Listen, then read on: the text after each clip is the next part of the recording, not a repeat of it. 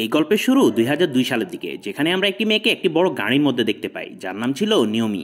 নিয়মির সাথে তার হাজব্যান্ড ম্যাথুও ছিল। নিয়মি দেখলো যে তার গাড়ির চারপাশে অনেক বরফ জমে আছে। সে বরফ সরিয়ে দরজা খোলার চেষ্টা করছিল, কিন্তু কোনো লাভ হলো না। আর ম্যাথুও ঘুম থেকে জেগে গিয়েছে। সে গাড়ি স্টার্ট করার চেষ্টা করলো, কিন্তু গাড়ি কোনোভাবেই স্টার্ট হচ্ছিল না। এদিকে তাদের ফোনে কোনো সিগন্যালও নেই যে তারা কাউকে সাহায্যের জন্য এখানে ডাকবে।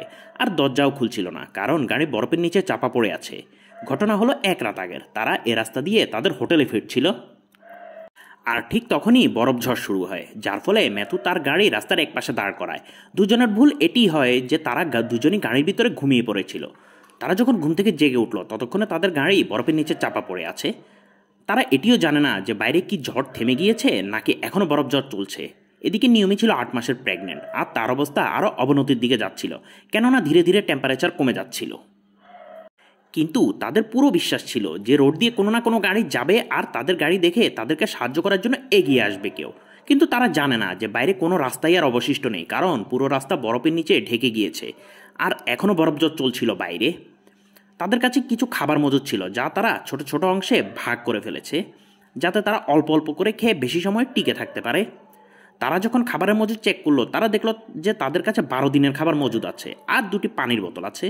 কিন্তু নিয়মিত চাচ্ছিল যে কোনো না কোনোভাবে এখান থেকে বের হয়ে যেতে। কিন্তু ম্যাথু এটি চাচ্ছিল না, কারণ তারা জানে না যে বাইরে অবস্থা কীরকম। যদি তারা গাড়ির কাঁচ ভেঙে বাইরে বেরিয়েও যায় এবং সামনে যদি তারা কোনো রাস্তা না পায়, তাহলে ঠান্ডায় জমে মারা যেতে পারে। এবং ম্যাথু এ রিস্ক নিতে চায় না, কেননা সে খুব ভালো করেই জানে যে তার স্ত্রী প্রেগনেন্ট। আর এভাবে এই দুজন ৩ দিন পার করে ফেললো গাড়ির ভিতরে, কিন্তু তাদের গাড়ির পাশ দিয়ে কোনোই গাড়ি যায়নি। যদিও তাদের কাছে এখনও খাবার, পানি এবং একটি মোমবাতি রয়েছে। এগুলোর সাহায্যে ৩ দিন আরামে কাটিয়ে দিল। কিন্তু নিয়মি বারবার গাড়ি থেকে বের হয়ে যাওয়ার জন্য জিদ করছিল, কারণ সে গাড়ির ভিতরে থাকতে চাচ্ছিল না। সে গাড়ির গ্লাস ভেঙে বাইরে বেরিয়ে যেতে চাচ্ছিল, কিন্তু মেথুর কারণে সে এটি করতে পারছিল না। মেথু তাকে নিয়ে কোনো রিস্ক নিতে চাচ্ছিল না। এ দুজনের মাঝে এ নিয়ে অনেকবার ঝগড়া হয়ে গেল। আর এদিকে মেথু আস্তে আস্তে খাওয়া কমিয়ে দিল, কেননা সে জানতো যে তার ওয়াইফ প্রেগনেন্ট এবং তার বেশি খাবারের প্রয়োজন। মেথু সামনের সিটে ঘুমাচ্ছিল, আর নিয়মি তার ডায়েরিতে কিছু না কিছু একটা লিখছিল। আর ঠিক তখন সে পানির বোতল থেকে পানি খেয়ে বোতলের ঢাকনা ঠিকমতো লাগাতে ভুলে গেল, আর বোতল সামনের দিকে রেখে দেয়। ঠিক তখনই মেথুর হাত লেগে পানির বোতল নিচে পড়ে অনেক পানি বোতল থেকে বেরিয়ে যায়। আর এই ঘটনায় মেথুর অনেক রাগ ওঠে, কারণ পানি তাদের জন্য ছিল অনেক গুরুত্বপূর্ণ। এ কারণে সে নিয়মের উপর চিল্লাচিল্লি করতে থাকে, এবং কিছুক্ষণ পর সে নিয়মের কাছে আবার মাপও চেয়ে নেয়, কেননা সে তার ওয়াইফকে অনেক ভালোবাসে। আর এটিও জানে যে এই সময় তার অনেক বেশি কেয়ার করা প্রয়োজন। তারপর গাড়িতে অনেকক্ষণ চুপচাপ শান্ত থাকার পর তারা হঠাৎ তাদের গাড়ির ছাদের উপর কোনো একটি শব্দ শুনতে পায়, যার কারণে তাদের মনে কিছুটা আশার সঞ্চার হয়। এ কারণে গাড়ির ভিতরে থাকা দুজন জোরে জোরে চিল্লাতে থাকে, যার কারণে গাড়ির উপরে থাকা পায়ের শব্দ আস্তে আস্তে দূরে সরে যেতে থাকে। তখন দুজন বুঝতে পারে এখানে আসলে কোনো মানুষ নয়, এটি আসলে একটি জানোয়ার এসেছিল গাড়ির উপরে, যেটি তাদের পায়ের আওয়াজ শুনে পালিয়ে গিয়েছিল। এদের মাঝে যে আশার সঞ্চার হয়েছিল তা হঠাৎ করে আবার নিভে গেল। ম্যাথুর কাছে যে মোমবাতি ছিল তা জ্বালিয়ে সে সাইড উইন্ডো থেকে বরফ গলানো শুরু করলো, যাতে তাদের কাছে পান করার পর্যাপ্ত পরিমাণ পানি মজুদ হয়। তখন সে এটিও চিন্তা করে রাখলো যে তাদের খাওয়া যখন শেষ হয়ে যাবে তখন তারা বরফও খেতে পারবে। যখন সে সাইডের উইন্ডো বরফ গলাচ্ছিল, তখন জানালা একটু করে খুলে গেল, যেটি দেখে মেথু অনেক খুশি হয়ে গেল। ওদিকে পিছনে নিয়মিত তার হাতে থাকা মোবাইলটি দিয়ে খেলছিল। তখনই তার হাতে থাকা মোবাইল নিচে পড়ে ভেঙে ব্যাটারি বেরিয়ে গেল। সে তাড়াতাড়ি তার মোবাইল উঠিয়ে ব্যাটারি লাগিয়ে মোবাইলটি অন করলো। মোবাইল অন হয়ে গেল, কিন্তু সাথে সাথে মোবাইলের নেটওয়ার্কও চলে আসলো। তার মানে সে এখন যে কাউকেই ফোন করতে পারবে। সে তার বাবাকে ফোন করলো এবং বলল যে আমরা বরফের নিচে কোথাও একটা জায়গায় চাপা পড়ে আছি, আমাদের সাহায্যের প্রয়োজন। আমাদের এই লোকেশনের ব্যাপারে কোনো আইডিয়া নেই। আর ঠিক তখনই মোবাইল আবার অফ হয়ে গেল, কেননা তার ব্যাটারির চার্জ একদম শেষ হয়ে গেছে। ম্যাথুর অনেক রাগ উঠে এবং সে বলল, তুমি আমাকে ফোনটি দাওনি কেন? আমি ওনাকে লোকেশন বলতে পারতাম। আর এখন এসব কথার কোনোই মূল্য নেই, কেননা ব্যাটারি এখন পুরোপুরি বন্ধ হয়ে গিয়েছে।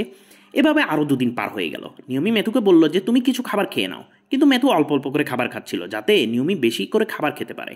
নিয়মি আবার মেথুকে বলল যে আমাদের উচিত গাড়ির গ্লাস ভেঙে বাইরে চলে যাওয়া, কিন্তু মেথু বলে এটা করা ঠিক হবে না। হতে পারে বাইরে এখনও বরফ ঝড় চলছে এবং ওখানে অনেক বেশি ঠান্ডা, আর এরকম পরিস্থিতিতে তুমি বাইরে ২ কদমও চলতে পারবে না। নিয়মি মেথুর কথা মেনে নেয়, আর এভাবে আরও কিছুদিন পার হয় এবং দুজনের গাড়ির ভিতরে পুরো ১১ দিন পার হলো। নিয়মি একদম পুরোপুরি আশাহত হয়ে গেল। সে মেথুকে বলল যে আমি আমার জীবনের শেষ চিঠি লিখতে চাই, যাতে আমি আমার প্রিয়জনকে শেষবারের মতো কিছু একটা বলতে পারি। এটা শুনে মেথুর অনেক রাগ ওঠে। সে বলে, আমরা এখান থেকে অবশ্যই বের হব। আর ঠিক তখনই বাইরে একটি গাড়ির আওয়াজ শুনতে পায় দুজনে। আসলে বাইরে তখন বরফ সরানোর একটি গাড়ি এসেছিল। এই দুজন তখন গাড়ির ভিতর থেকে অনেক জোরে জোরে আওয়াজ করতে লাগলো, কিন্তু কোনো লাভ হলো না। গাড়িতে বসা ড্রাইভার তাদের আওয়াজ শুনতে পেল না এবং সেখান থেকে চলে গেল। আর এ কারণে মেথুর সাহস আশা সব পুরোপুরি ভেঙে গেল এবং সে কান্না করতে লাগলো। কিন্তু নিয়মি মেথুকে আশা দেয়। এভাবে আরও কিছুদিন পার হলো। আজ তাদের পুরো 15 দিন শেষ হলো, আর তাদের খাবারও প্রায় শেষ, আর তাদের কাছে পান করার পানিও নেই। মেথু গাড়ির যে একটু জানলা খুলেছিল সেখান থেকে বরফ গলিয়ে কিছুটা পানি সংগ্রহ করলো। এদিকে রাতে দেখা যায় নিয়মির অবস্থা অবনতির দিকে যাচ্ছিল এবং তার পেটে অসম্ভব ব্যথা শুরু হয়ে যাচ্ছিল, যার কারণে তার কন্ট্রোল হারিয়ে যাচ্ছিল এবং গাড়ির সিট খুলে সে গাড়ির জানালা ভাঙার চেষ্টা করলো।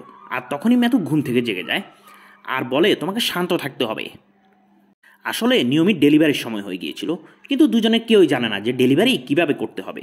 মেথু নিয়মিকে সাহস দিতে থাকে এবং বলতে থাকে, তোমাকে মনে অনেক সাহস রাখতে হবে, আমরা আমাদের বাচ্চাকে কিছুই হতে দিব না। এরপর নিয়মি তার হাজব্যান্ডের সাহায্যে গাড়ির ভিতরে একটি বাচ্চার জন্ম দেয়, যে ছিল একটি বেবি গার্ল। এবং এই বাচ্চার নাম রাখে তারা অলিভিয়া, কেননা অলিভিয়ার মধ্যে লিভ আসে। আর মেথুর বিশ্বাস ছিল যে তারা সবাই এখান থেকে অবশ্যই বেঁচে ফিরতে পারবে।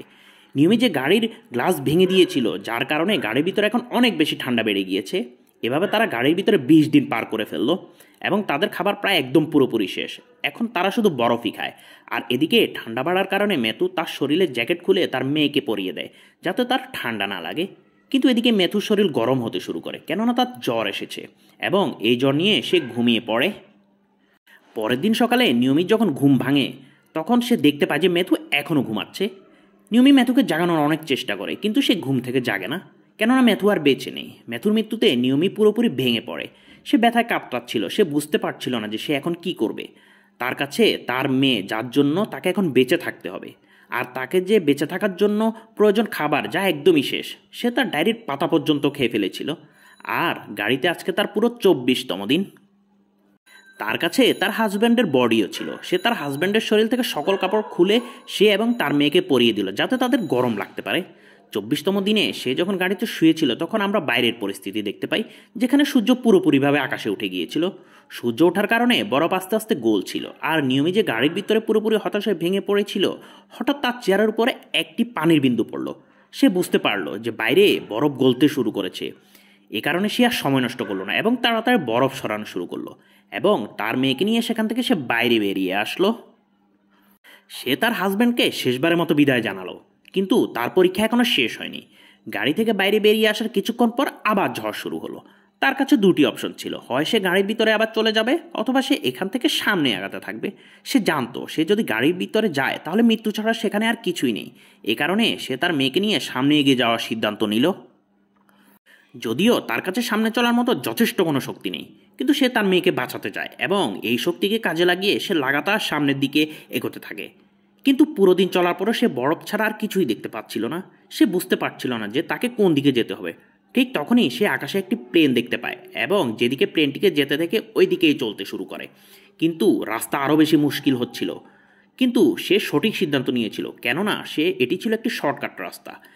কেননা সে কিছু দূর চলার পর সে একটি হোটেল দেখতে পায় এবং সে ওই হোটেলে গিয়ে পৌঁছলো। তারপর নিয়মি এবং তার মেয়ে অলিভিয়াকে হসপিটালে নিয়ে যাওয়া হলো, যেখানে তাদের ডিহাইড্রেশন, হাইপোথার্মিয়া সহ আরও অনেক বিভিন্ন ধরনের সমস্যা দেখা দিয়েছিল এবং তাদের ট্রিটমেন্ট শুরু হয় এবং এভাবেই তাদের জীবন বেঁচে যায়। এক্সপার্টরা মনে করেন যে নিয়মি এবং অলিভিয়া যে বেঁচে গেল তার প্রধান কারণ ইগলু ইফেক্ট। তার মানে হলো গাড়ি যখন বরফের নিচে চাপা পড়েছিল, তখন গাড়ির ভিতরে যথেষ্ট পরিমাণ হিট ছিল, যার কারণে তাদের জীবন বেঁচে গিয়েছিল। তার মানে ম্যাথু যে ডিসিশন নিয়েছিল গাড়ির ভিতরে থাকার, সেই ডিসিশনটি সঠিক ছিল। আর এভাবেই এই গল্পের সমাপ্তি হয়। তো বন্ধুরা, কেমন লাগলো আজকের গল্প? যদি ভালো লেগে থাকে গল্পটিতে একটি লাইক দিয়ে দিবেন এবং চ্যানেলটি সাবস্ক্রাইব করে দিবেন। ধন্যবাদ।